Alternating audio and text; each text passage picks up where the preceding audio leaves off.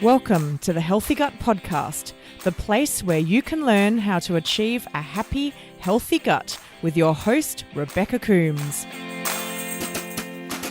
Welcome to episode 12 of the Healthy Gut Podcast, and Happy New Year to you as well. Today, we're joined by Dr. Michael Ruscio, who is a doctor, researcher, author, and health enthusiast. He practices functional medicine with a focus on natural and nutritional solutions, and he's the host of the Dr. Ruscio radio podcast. Today, I talked to Dr. Ruscio about our gut health and sleep and why conditions like SIBO disrupt our sleep, and also why we have a 50% chance of disordered sleeping stemming from the gut, even when there are no digestive symptoms present. We also talk about adrenal fatigue, what it is, what it feels like, and what you can do about it, because adrenal fatigue and SIBO often go hand in hand. So I hope you enjoy today's episode with Dr. Michael Ruscio, episode 12 of the Healthy Gut Podcast. Welcome to the Healthy Gut Podcast, Dr. Michael Ruscio. It's great to have you here today. Great to be here. Thanks for having me. And I got to see you at the SIBO Symposium in Portland in June of 2016, and I really enjoyed your presentation there. And it's so great to be able to have you on the Healthy Gut Podcast so that we can talk more around gut health and how it impacts something that's so important to all of us, sleep, and also talking a little bit about adrenal fatigue today, which I'm really interested in. So it's going to be great to have you on the show. Looking forward to digging into some of the details. Yeah. Now, I'd love to know, like, your story, how you came to be a doctor and why you have an interest in gut health. Well, I'll give you the somewhat abridged version because it is a bit of a lengthy story, but it takes us all the way back to my college years where I knew I wanted to help people, and I was kind of trying to figure out exactly what I wanted to do. I was pre-med. I wanted to go into conventional medicine. I was thinking maybe about going into orthopedics just because I was an athlete. But in college, I went from being an athlete that my whole life I had boundless energy, always felt great, super optimistic, super happy all the time. Everything was great. And then over the course of maybe a month or two, I started having really bad insomnia, waking up like every 30 minutes, which was maddening. Having cravings. I still remember this because I was so into health and eating healthy, but I'd wake up at 4 o'clock in the morning, unable to sleep and craving chocolate. And I'd get in my car and I'd drive to the local gas station and buy a candy bar. The whole time my inner dialogue is saying, what the heck are you doing? Why are you eating this junk food? You know it's not good for you. But I couldn't override my cravings, and I would cave. And I also was having fatigue during the day. I was feeling cold for the first time in my life. I was having, again, a lot of fatigue and also mood dips. And eventually I started having really bad reactive brain fog where I would eat something and just feel in a fog for at least a couple hours afterward. I think that's most of the symptoms. It's a very unpleasant compendium there. Clearly I knew something was wrong. And so thinking to myself, well, I'll go see a doctor. I mean, this is what doctors are for, right? I figured, I'll go see one. They'll tell me, oh, this is wrong. They'll fix it. I'll get right back with my life and it'll be no problem. And I ended up seeing 3 doctors, and they all said everything's normal. And so I found myself in that very challenging position I think a lot of people find themselves, which is something is not right, but none of the doctors have anything that they've found wrong with you. And so I eventually found my way into the field of functional medicine and ended up seeing a functional medicine doctor that told me he thought I had a parasite. And I remember thinking to myself, this guy is full of BS. There's no way. I have no digestive symptoms. I've never been out of the country. I don't have the diarrhea one would associate with a parasite. But I figured I've got nothing to lose. So I'll do a stool test, which cost me $300, which to a college student feels like $10,000 because you're on such a tight budget. But did the stool test. We found a very pathogenic amoeba that was causing quite a bit of damage to my gut. And it was treating that infection that really got me better. And there's another component to the story that I should mention, which is before I found that doctor, I did a lot of reading on the internet and did a lot of self-diagnosis and self-treatment. I thought I had adrenal fatigue. I thought I had hypothyroid. I thought I had low testosterone. I thought I had mercury toxicity. And I pursued different self-treatment options, even some of these based upon lab testing, where I had quote-unquote high mercury in my urine, and I performed months of detox, but felt no better. I went on an adrenal support program, felt a little bit better for maybe a month, and then went right back to where I was before. So I wasted a lot of time and a lot of money pursuing symptoms rather than getting to the thing that ultimately was the only treatment that got me better, which was treating the underlying issue in the gut. And so I brought that experience forward with me into my clinic, and it's been interesting over the past several years where I've seen patients going through the same thing that I went through. They think they have adrenal fatigue. They think they have food allergies. They think they have heavy metal toxicity. And they end up doing all these different self-help treatments with very little effect. Sometimes something is effective, but a lot of people are floundering because they've overlooked an underlying problem in the gut. And the other thing that I think adds to this, and I'm sorry if I'm being a little bit long-winded, is there's so much information available on the internet now. People are paralyzed by options. And so I what I've tried to do with my work is really focus on the things that are the most effective. And what turned out to be most effective for me, which was treating a problem in the gut, turns out to be the most effective for the majority of patients. I wouldn't say every patient. It's not a panacea. It's not a guarantee.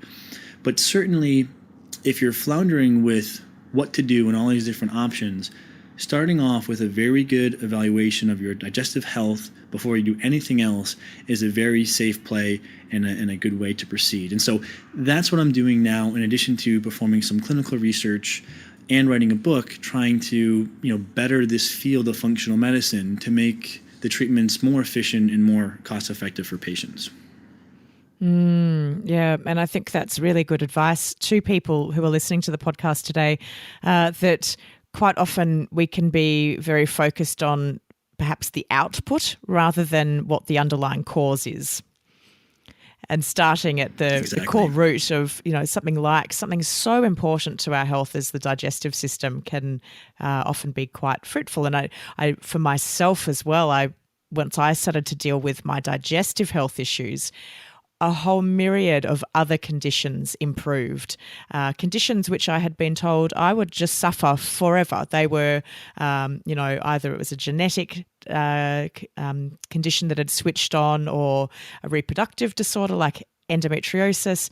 And now that my gut is better, I almost don't experience any of those other conditions at all because my gut health has improved so much. It is truly amazing, the power of the gut. And as you're saying that, it reminds me of one of my patients that I was reflecting on his case recently. He initially came to my office with a completely non-digestive related symptom, as you're saying. Rheumatoid arthritis, joint pain essentially is what this manifests as. And he had also done some self-testing, and he was positive for what's known as an MTHFR gene polymorphism. And you see and hear a lot about this on the internet. And to be a bit frank and truthful, I think this has very little clinical utility because we don't really know how to treat it. And you'll see some, I say this with all due respect and not trying to offend anybody, but trying to give it to people straight, where we really don't know how to treat that finding. And so this is a finding that may, to put it loosely, impair detoxification. This gentleman came in thinking that this was the cause of his rheumatoid arthritis. Really, he ended up having SIBO, and when we treated his SIBO, his joint pain responded beautifully and went away within a few weeks. So it's a key point. There's a lot of stuff out there, and it's easy to get distracted by a lot of these things. And sometimes these things that I'm terming distractions may be legitimate things that people need to pursue. But if we can organize all of this into a hierarchy, it's going to make things a lot more efficient. And so I really think that the best place to start is with your digestive health, see that through to completion, and then reevaluate and see what symptoms are still left. In a lot of cases, most of the symptoms, if not all the symptoms, are gone by the time that you've improved someone's digestive health. Exactly. And I'm smiling as you're talking about your patient with the rheumatoid arthritis, because prior to my SIBO diagnosis and improving my gut health, I was starting to feel quite concerned that I was developing arthritis. And I've broken several fingers, and I played a lot of netball, and I would notice that my fingers would get very stiff and sore and achy, and I was getting quite a lot of lumps in them.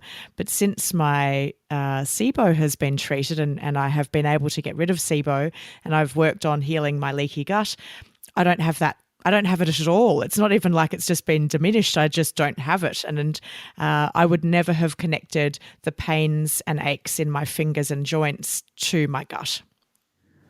It really is amazing again, and it reminds me of a study that this patient brought to me months and months after we had started working together. And this study showed that a SIBO treatment known as an elemental diet, which is a liquid diet, was actually as effective as the anti-inflammatory drug prednisone in treating rheumatoid arthritis. So here we have a simple dietary solution that treats SIBO and was as powerful as this very strong anti-inflammatory drug. And I should just maybe mention for people listening, if you've heard of or look into the elemental diet, you may hear that there are these horrid tasting, meal replacement type shakes. And so the elemental diets or semi-elemental diets are a form of treating SIBO where one essentially does a short-term fast on this liquid. So it's like kind of like a protein shake, and you just subsist on that from anywhere from days to, even in severe cases, to weeks, and you consume this meal replacement liquid. And the older versions did taste bad, but there's been some developments in elemental and semi-elemental diets over the past year or so where the ones available now are actually quite palatable. And so I just offer that for the person who is searching for another option. Maybe they've tried other SIBO treatment options and they haven't worked well. They then hear about an elemental or semi-elemental diet. They go read up on it.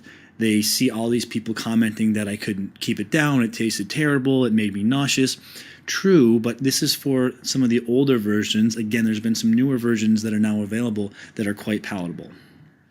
I tried one of those newer versions at the SIBO symposium, and it was actually, it was actually fine. It was quite a pleasant taste. And I thought, gosh, what are all these people talking about? Because that was the first time I'd ever tasted the elemental diet. And I thought, no, I could survive off this. I might get a bit bored of the flavor after, a 14-day period, for instance, but it was totally palatable, which was really good. I've learned to make that qualifier because a lot of my patients, when I first recommend the elemental diet to them, they're scared to death because they don't realize that there's newer versions available that don't taste that bad. Yeah, definitely. I'd love for us to now talk a little bit about sleep. Sleep is, obviously something that you never hear someone say, gosh, I had too much sleep last night. We're always talking about not getting enough sleep. And I'd like to talk today around the impact of your gut health and how that influences our quality of sleep and how that can lead to, disrupted sleep or even insomnia. So I'd love for you to talk a little bit about sleep and gut health. My pleasure. And I should maybe mention that there's some key components to sleep, which is if you sleep not enough, consistently not enough, or consistently too much, both of those have both been correlated with poor health outcomes. And when we went through a very exhaustive review of all the published literature on sleep and how it correlates to different health conditions. And it's very clear that if you're consistently getting less than 7 or more than 9 hours of sleep, that's correlated with things like increased risk for heart disease, diabetes, obesity, depression, or even what's called all-cause mortality, which is death from any cause.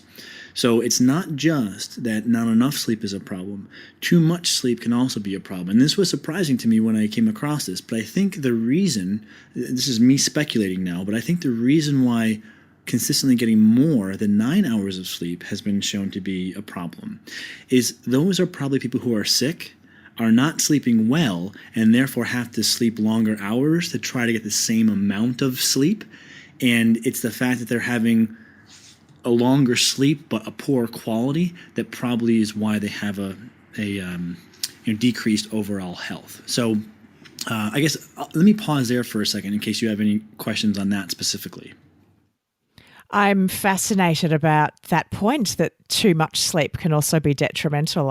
And I think I'm fascinated because I don't think I've ever had that issue. I fall into the other category of not enough sleep. I'm the eternal night owl and forever awake. And I often laugh and say, if I could never sleep, that would be brilliant because I could get so much more done. I find sleep quite boring at times, which is not good. And it's been one of my focuses on getting well again is really working on getting more sleep every night.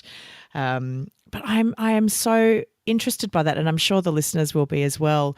And I do wonder, and I guess I'm just kind of putting this wonder out there to the general world, and I don't know if you have the answer to it, but whether people with gut issues are more likely to experience like not enough sleep, or whether they fall into that oversleeping category.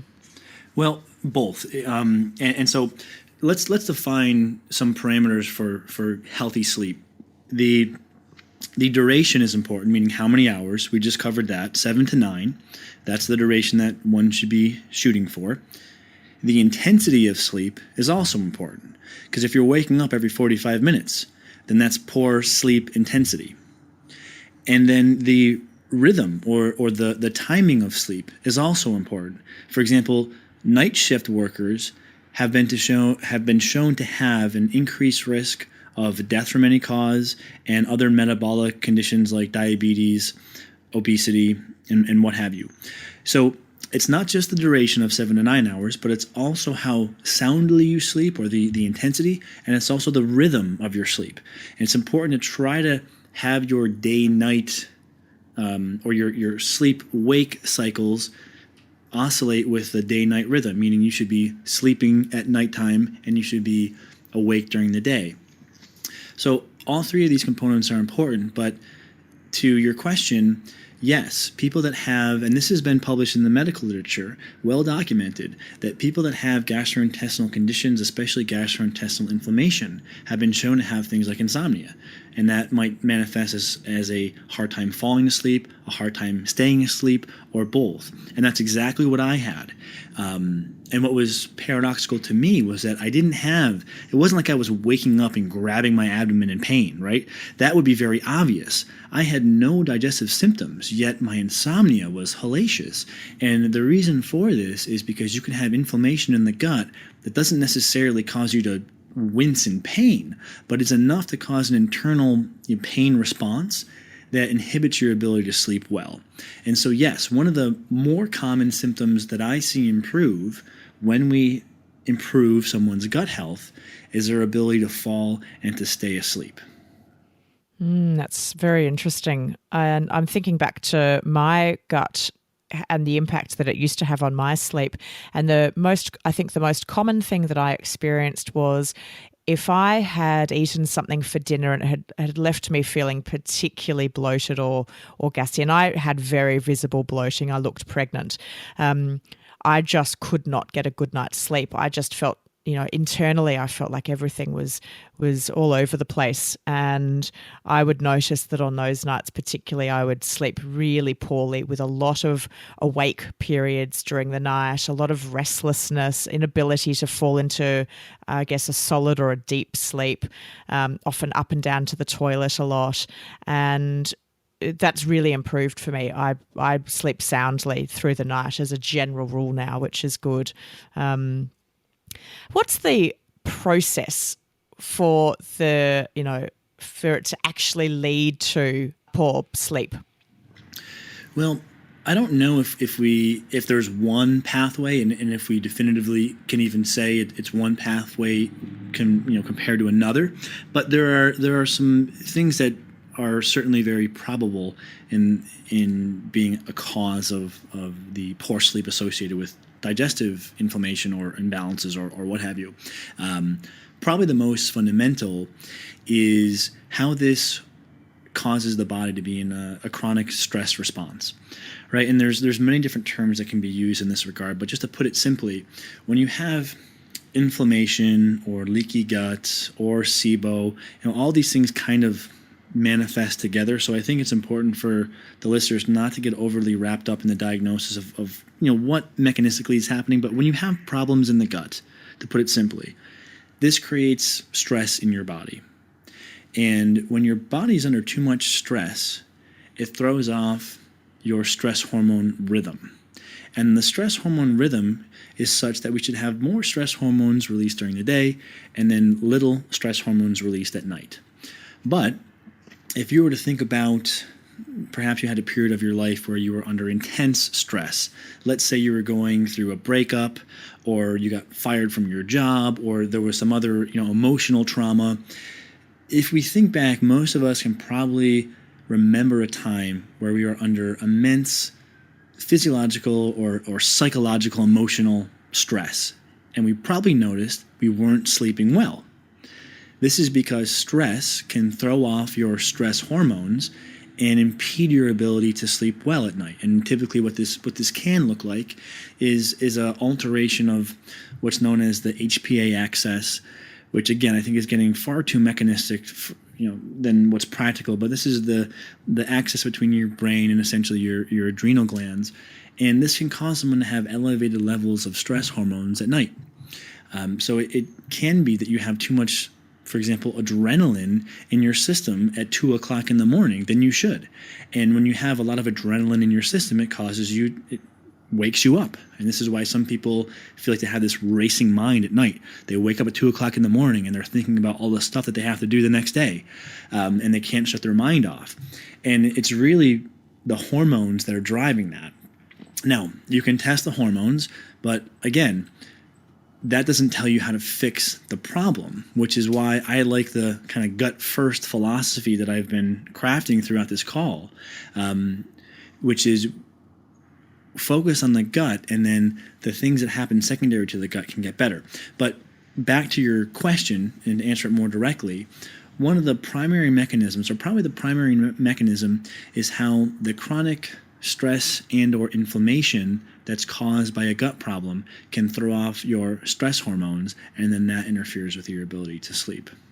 I'm sure there's people listening to this podcast who are thinking, oh gosh, I suffer from poor sleep or insomnia, but I didn't know I might have had a gut issue. Is there a connection or a statistic in terms of if you're experiencing insomnia or disrupted sleep, the likelihood of you having a gut issue? God, that's a great question. And I should know this because I'm writing a book at the moment, and we go pretty in depth into the section on sleep. And we talk about a few studies that correlate inflammatory bowel disease and IBS, irritable bowel syndrome, and much of IBS may be caused by SIBO. We talk about how this or these groups of patients have an increased risk for insomnia. But off the top of my head, I can't recall, and it may be that the researchers never provided a percentage, but I don't have a percentage in terms of it's 30% or 50% or 60%, according to what's been published in the medical literature. But what I can say is that in the clinic, the vast majority of patients that come in with sleep disturbances get better. And the important thing to keep in mind there is that they don't all have digestive symptoms, but many of them tend to do better when we go through things to improve their digestive health. Because remember, not every digestive condition manifests as digestive symptoms. So in terms of an exact percentage, I'm not sure, but certainly many patients, when improving their gut health, see their sleep improve. Now, there's some other things to be cognizant of here also. Something that can also happen that can contribute to insomnia is low blood sugar at night, what's known as nocturnal hypoglycemia. And a simple solution to this can be twofold. Most foundationally, you have to figure out and ameliorate whatever the source of chronic stress on your body is, because chronic stress is something that can cause habitual low blood sugar. But eating frequent meals can help with that immensely. Different adrenal supports can also help because the adrenal glands regulate blood sugar. And then something practical people can do is when they wake up at night, they can try having a snack. Because if they're waking up because of low blood sugar, then eating something will increase your blood sugar and will help you get back to sleep. So that doesn't work for everyone, but it's certainly something that's worth trying. Something else that's worth noting is that if you're a woman, and especially if you're getting near your menopausal, perimenopausal years and you're having hot flashes at night, then you'll want to seek some work that can help to balance your hormones. And there are many herbs that work very well to help balance out female hormones, and there's also bioidentical hormones that can help to balance out hormones. So if someone's having hot flashes, of course, then they may want to look into some hormone options, but let's not forget the fact that the gut has an impact on pretty much every system of the body, and it's not abnormal to see a woman's female hormones improve, the levels improve, the balance improve, once we heal the gut. And this has many reasons for it, one of which is stress, because chronic stress can throw off hormones. Another is inflammation, because inflammation can throw off hormone levels. And thirdly, in the gut itself, there are bacteria that are responsible for metabolism and detoxification of female hormones. And when there's gut dysbiosis or imbalances in those bacteria, it can throw those things off as well. So, there's a few different things there with sleep. I know I didn't give you a great answer to the percentage question, but hopefully there's some helpful tips for people in terms of how to improve their sleep. Definitely. And what would your advice be to someone listening to the podcast who thinks, that's me, I've got disordered sleeping or insomnia? What would be some practical or easy tips for you to give them on what they could do today? Sure. Well, we went through a couple of them already. Eat small, frequent meals. Have a snack when you wake up at night. See if that helps. And if it is that nocturnal hypoglycemia, that low blood sugar at night, then having a snack should help with that. And if you try it a few times and it helps, great. If it doesn't help, it's probably something else. Some adrenal supports can be helpful, and there's a number of things out there that can be helpful. You can just do an internet search for it, and I'm not overly meticulous about adrenal supports. I think it's an area that's been a bit overhyped, to be honest, but just try an adrenal support or try a couple different ones, and if you notice an improvement in your sleep from that, then that means the adrenals were probably implicated. And investigate any sources of stress. These could be simple things like not having enough downtime, having some sort of emotional or life stressor that needs to be remedied. And then it could also be internal stress. And the most common source of internal stress is someone's gut. So there are some simple things one can do to start down the path of improving their gut health. I'm sure you've talked about many diets. There's the paleo diet, there's a low FODMAP diet, there's an autoimmune paleo diet, there's the SCD diet, there's a low FODMAP with SCD combination diet. All of those can be helpful for sleep. And people can try over-the-counter natural agents that can help them get to sleep while their body's repairing, like melatonin is a sleep aid that can be very helpful for helping people to get to sleep. Those are some of the more common things that can be helpful and simple tips for sleep. And the other thing that I'd like to talk around is the time that you go to bed. So you talked about trying to aim to be awake and asleep in the right cycles of the day, in daylight and then asleep in nighttime. Is the time that you literally fall asleep important? So if you're still getting somewhere between 7 and 9 hours sleep, but you're getting to bed at, say, 9:30 at night versus 12:30 at night, does that have an impact on the quality of sleep? It does have an impact. And the question is, going to bed at 10 o'clock compared to 12 o'clock, does that make a big difference? In my mind, and this is more so my opinion than what we've seen published in the literature, in my mind, that type of difference, probably not a big deal. As long as you're getting to bed somewhere between 9 and 11-ish for most of the nights, you're probably okay. 12 might be pushing it a little bit.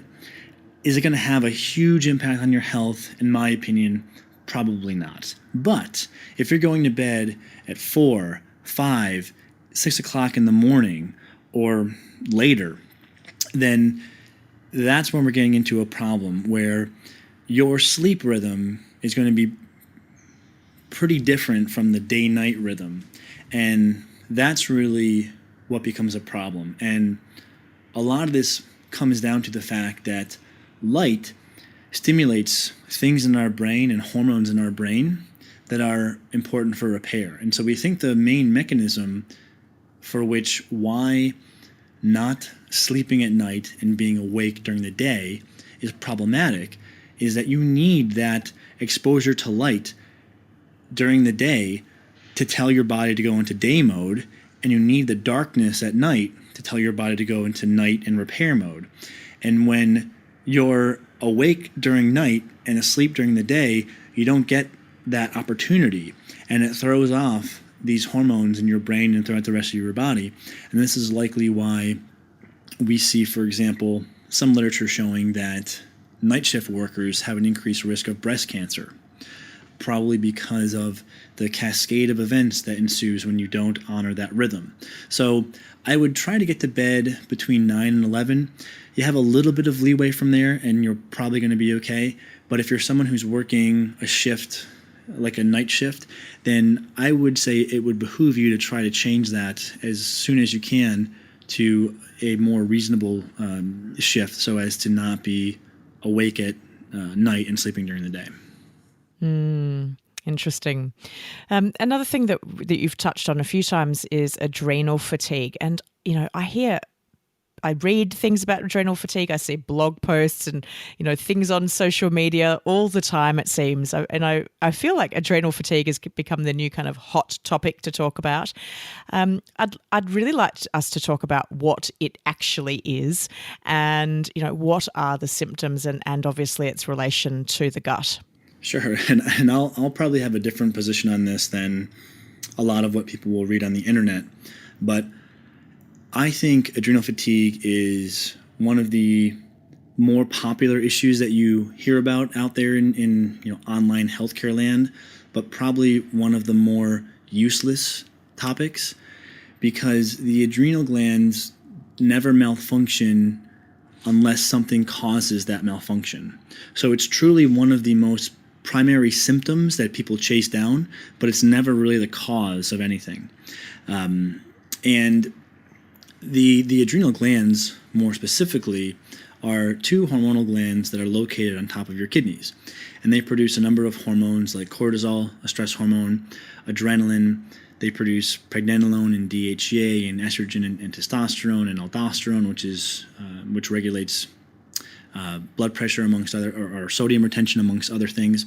So the main tie that people probably hear about the adrenals in regards to is the stress hormone of cortisol and how imbalances in that hormone can cause problems like fatigue, insomnia, weight gain, depression, lack of ability to focus. There's many symptoms. Those are all fairly common symptoms that most people are probably experiencing at least one or two or three of. And so it's easy to see how alluring the concept of adrenal fatigue is. And again, in my opinion, but wanting to give it to people straight to prevent them from spending money on things that are not the cause of their problems, the adrenal tests and the adrenal treatments aren't doing anything to treat the cause of the problem. Adrenal support is a great idea because you can support this system that's been stressed out because of chronic bad diet or not sleeping enough or chronic inflammation in the gut or what have you. Great to support the adrenals, and there are herbs like ginseng and rhodiola that can help with your energy and help give you a boost. But the problem is that if you go on an adrenal support, but you don't fix the cause of the adrenal stress, which is oftentimes the gut, then as soon as you come off the adrenal support, you go right back to feeling the way you did before. And a test is not really, again, in my opinion, needed just to help people. It's not really needed to guide the adrenal support. Most of the studies looking at these herbs, for example, that are used for adrenal fatigue, most of the studies show that these herbs have effect, and they do help with things like energy and vitality and what have you, but they're never guided by testing. And so this is important because if someone has to spend $150 on an adrenal test and they go on an adrenal program and then they test again 2 months later and then again 2 months later, someone could very easily spend $500 on adrenal testing, but it's not telling you anything about what's causing the problem. So I have a different position on that than many do. But I think the tide is starting to shift where we're starting to realize that this is a very alluring idea, but as we're learning more about it, we're starting to realize that the adrenals are not the cause of the stress, and that trying to blame everything on adrenal fatigue is a very misguided approach. The adrenals only malfunction because of chronic stress in the body. And so we have to find and identify and resolve that source of chronic stress. So the adrenals are never the cause of, with rare exception when someone has an adrenal disease, which is like 1 in 1,000. The adrenals are never really the cause of the problem. They're rather a symptom of the problem. So I'm not sure if that's the answer you were looking for, but I think that's a very important point for people to be aware of, because it's very easy to get sucked into this concept on the internet and invest in things that aren't very fruitful. I think it's really great advice, and I do feel saddened to see a lot of people chasing their symptoms rather than addressing the underlying cause of what's happening to get them sick. So I think it's really great advice what you're giving the listeners today around, you really need to be your own private investigator to look beyond the symptoms to see what's causing those symptoms to play out. How would you go about uncovering what is causing that chronic stress in the body to have potentially led to adrenal fatigue? Well, I think we've already given some hints as to the answer to that question throughout the body of this call. But starting with dietary and lifestyle basics are the foundation. So make sure you're eating a healthy diet, make sure you're eating regular meals, getting exercise, getting sleep, you're having some time for yourself, you don't have a life that's incredibly stressful and imbalanced and just creating psychological havoc for you. These are really the foundational things. If someone hasn't seen and tended to all of those, then start there. The second step to get more into a system of the body, so to speak, would be investigating and optimizing your digestive health. And there's not a 2 or 3 sentence answer to that question. I think that's what a lot of your podcast is going to be about. But there are many things in the digestive tract that can be a problem. There's IBS and there's SIBO, which is very closely associated with IBS. There's fungal overgrowths like SIFO, or small intestinal fungal overgrowth, or Candida, H. pylori. There's these bacterial and fungal imbalances that can occur. Those are fairly common. There are also things that are less common but important to be aware of, more like parasites. These are things like what I had, again, more rare, but things like amoebas and protozoas and worms. Again, be careful with worms, because you can find some circles on the internet where worms are blamed for everything and they're this chronic thing you can never get rid of. But to be truthful, worms are very easy to treat, and they're not these things that are this mystery cause of your illness that you can never identify. Worms are pretty easy to address. So there's bacteria, fungus, and other organisms that can be a problem. And there's also inflammation and autoimmunity, and this will manifest as inflammatory bowel disease, which has subcomponents to it. Most typically ulcerative colitis and Crohn's, but there are other types. And these can also be remedied by the good dietary and lifestyle foundations like we've talked about, as can SIBO and IBS. But there are some unique treatments that are specific to SIBO and IBS. There are some unique treatments that are specific to inflammatory bowel disease. Those are probably some of the more common ones. There are less common ones like motility disorders, where people don't have proper contractility of the stomach or the esophagus or the colon. There are things like ulcers.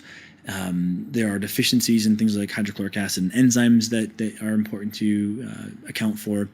So, I mean, those are some of the bigger items. And do you mind if I refer back to my website? Because there's some resources there that I think would be helpful for people, but I'm not sure if that's something that you allow on the podcast.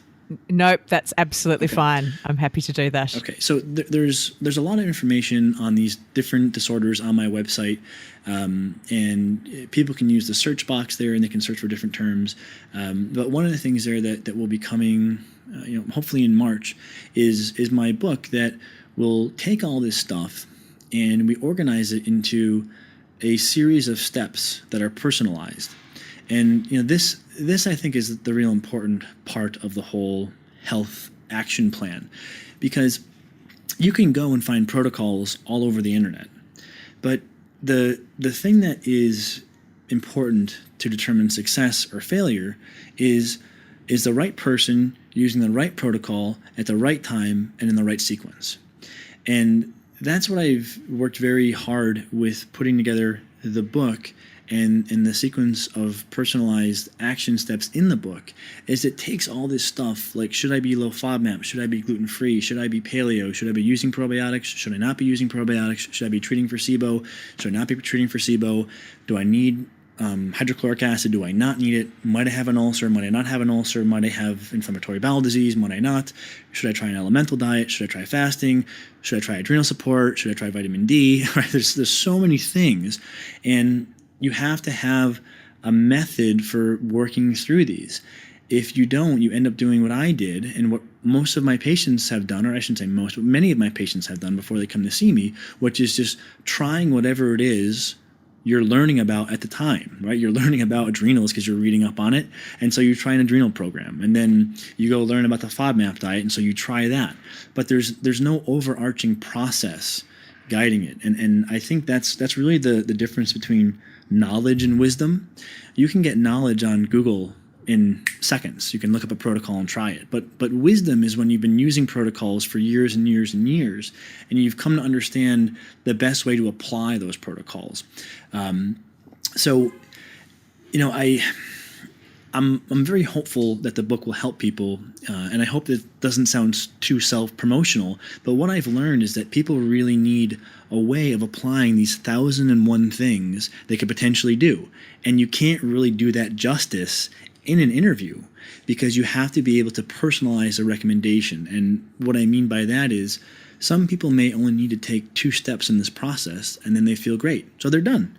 But other people may need to go through 7 steps. And so you have to have this kind of personalized process. Try this. How did it go? If it went well, move to step 2. If it didn't move well, move to step 3, right? And this sort of personalized process can help you navigate all the options and apply them in the most efficient manner. So again, I apologize if that's a long rant in response to promoting something that I've put together, but I really think it has the potential to be one of the most efficient methods for a patient to recover their health, rather than just trying a bunch of stuff in a haphazard fashion. I think of my own journey, and I am exactly like what you described. When I first got my SIBO diagnosis, I'd never heard of it. I didn't even really know that much about the digestive system, which is kind of embarrassing to admit to, but I knew food went in and it came out, but what happened inside I wasn't 100% clear on. And, I jumped into online forums and Facebook groups, and someone would post something about a topic and I'd be like, oh, that could be me. Maybe that's what I've got. And I'd go down the rabbit hole of reading every post and article and blog and everything I could find on the internet about that. And then I'd think, that sounds like me. That could definitely be me. And I'd go to my naturopath and say, I've been reading about blah, blah, blah, and I think this could be what I suffer from. And I think that's so common, especially when you don't have a healthcare team around you sort of supporting you, and you're doing a lot of it on your own, which sadly seems to be the case with a lot of people, that they haven't found the support that they need or the right kind of practitioner for themselves at this point in their journey. So they feel that they need to burden the process on their own, and so they do a lot on their own, and whether it's right or wrong.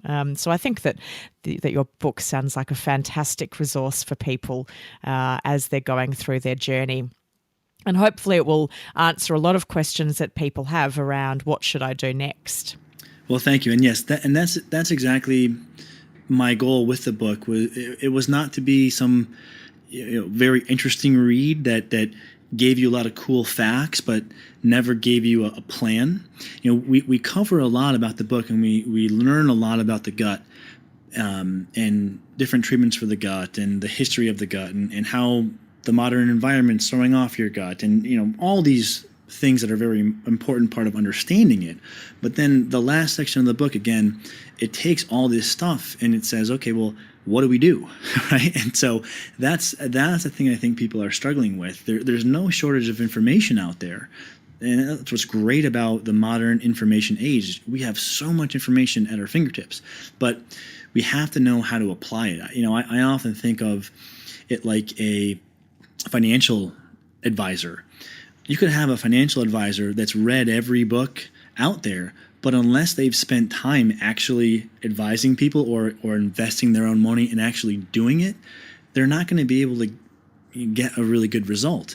And so if you've just spent time reading about different stuff on the internet, different healthcare interventions, but you haven't spent time actually using them on people and figuring out who they work best for and at what time, then it's really, really hard to be efficient in the application. So thank you. I'm very hopeful that this will be the answer that a lot of people are looking for, because it essentially walks them through, this process. So I'm very optimistic.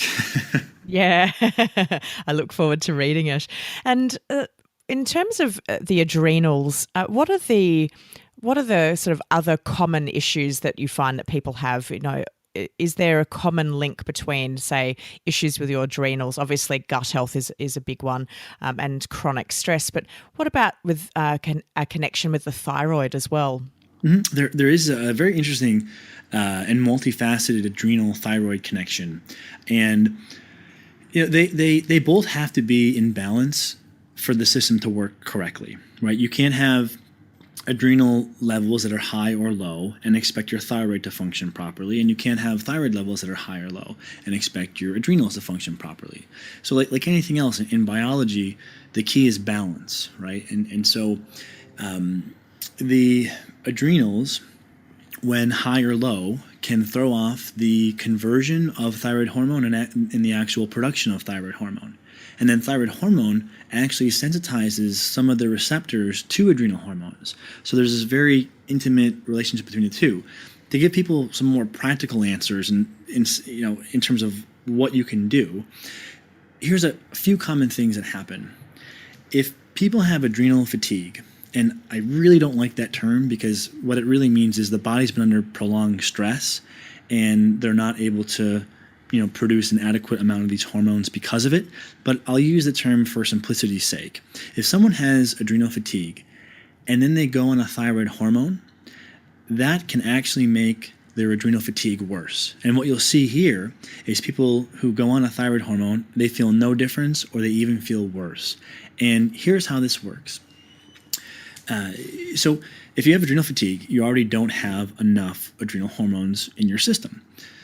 When you take thyroid hormone speeds up your metabolism. And what it can do is it can speed up your metabolism of your adrenal hormones. So now you go from having low hormones, you increase their metabolism, and you have even lower hormones. So that's one application. And let me pause there. Does that make sense? That makes sense. That's quite insightful, actually. I'm having a real aha moment.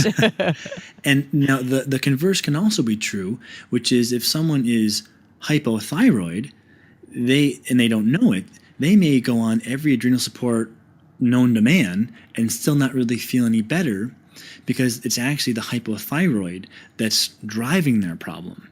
Now, hypothyroid is also an area you have to be very careful with, because there's definitely some fanaticism around hypothyroid where people are way overzealous with trying to treat the thyroid gland. And getting into the thyroid is a little bit beyond the scope of this call, but what I would say is if you're going to work with someone on your thyroid, make sure that they're not a fanatic. And you just want to look for people that seem to be conservative in their approach, and they don't seem to be aggressive or overly opinionated, because usually the more opinionated someone is, in my opinion, the less they know, because you the more you learn you don't know, and the more open-minded you tend to be. So if someone is very hard driving or dogmatic, it probably means they don't know a lot. And saying that respectfully, but just again trying to cut through the BS and give people some things that are practical and helpful. So be careful with who you work with regarding thyroid, because there's a lot of overzealousness. But if you are truly hypothyroid, then you're going to most likely need some thyroid hormone replacement, and that may be the solution to what looks like adrenal fatigue but never responds to any adrenal support, because the problem is not the adrenals, it's the thyroid. So, those are a few of the more kind of salient or relevant points regarding, to your initial question, which was the adrenals, but kind of how they also tie in with the thyroid and things for people to be aware of. And I can now see just how interlinked every system is, so that if you're currently dealing with SIBO, that obviously can put enormous pressure on the system, which can lead to other things occurring, such as adrenal fatigue. But until you've dealt with the underlying cause, which is SIBO, let's say, there's not much you can do about your adrenal fatigue, as I understand it. So yeah. I think that's and the thyroid. A lot of what looks like hypothyroidism actually comes from problems in the gut. And we can make this conversation more complicated and convoluted if we need to, and we can talk about how things like gut inflammation will decrease the conversion of T4 to T3 or increase what's known as reverse T3. But ultimately, let's keep it simple and just realize that before you chase down these other things, just start with your gut, see that through to completion, and then reevaluate. I've spent years having my thyroid checked, and it always came back absolutely fine. But doctors, and this was before I found my naturopath, but doctors, general practitioners would say, I think there might be an issue with your thyroid. Now, I understand that it was my gut that was the issue. It wasn't my thyroid. But for such a long time, they looked at my thyroid. And I just think, God, if only they'd known more about the gut and known about SIBO, and instead of pricking me with millions of needles and taking unnecessary blood tests, we might have got to that point and got me healthier a long time ago. Yeah, well, I was the same way. I thought I had hypothyroid too when I was, because I had thinning hair, dry skin, and I was feeling cold. All those are bullseyes for hypothyroid. But, again, the cause in my case and in many cases isn't actually the thyroid, it's the gut. And at least it's good practice to start with the gut and, again, then reevaluate. It's not to say the gut's a panacea, but the gut problems are so common that it's really the most efficient path to start there and then reevaluate what symptoms are still present. Definitely. Dr. Michael Ruscio, it's been absolutely wonderful having you on the Healthy Gut podcast today. I've learnt a lot, and I'm sure my listeners have too. If people would like to connect with you, what's the best place for them to go to connect with you? Well, thank you. And the best place is my website, which is drruscio.com, which is spelled drruscio.com. And there's much information there, newsletters, articles, podcasts, videos. And then regarding the book that we mentioned earlier, the anticipated publication date for that is going to be March 2017. We're currently working on a title, so I don't have a title I can tell you now. But if you follow my website or plug into our newsletter, we will definitely put out ample notification there. And then also, if you're a healthcare practitioner, we are just in the process of launching a healthcare practitioner only newsletter that will be more of kind of the clinical side of this, how to efficiently apply functional medicine and not get wrapped into dogma or excess. And that information will also be available through just going through our homepage, which is drruscio.com. Wonderful. And I've got all of those links in the show notes as well. Thank you so much for coming onto the Healthy Gut podcast. It's been an absolute pleasure to have you on the show today. My pleasure. Thank you again for having me. I hope you enjoyed today's show with Dr. Michael Ruscio. If you would like to access the show notes or even the full transcription of today's show, all you need to do is head to thehealthygut.co/Michael. And I absolutely love hearing your feedback on the show. It really helps me determine what episodes to create and what specialists to interview for future episodes. So don't hesitate to give us a rating and review in either iTunes or the podcast app that you listen to this show through. You can also follow us on Facebook, Instagram, Twitter, YouTube, Pinterest, and Google+. Just look for us under The Healthy Gut. Coming up on next week's show, which is episode 13, we speak with George Klingon, who is a long-time SIBO sufferer. And George talks to us about his own personal experience with SIBO, what he's learnt, and how he has overcome this condition to live a much more positive and fulfilled and healthy life than where he's come from. And he also talks about Simply SIBO, a foundation that he has set up to support the lives and the research of people with SIBO. So don't miss that episode coming up next Tuesday with George Klingon. You've been listening to the Healthy Gut podcast with Rebecca Coombs. To learn more about the Healthy Gut or the podcast, head to thehealthygut.co/podcast. If you would like to help support the continuation of this podcast, you can make a contribution at thehealthygut.co/podcast. With thanks to Belinda Coombs for the production, editing and original music score of this podcast. To hear more of Belinda's music, head to soundcloud.com/Belinda Coombs. The Healthy Gut podcast is a production of The Healthy Gut. Thanks for listening.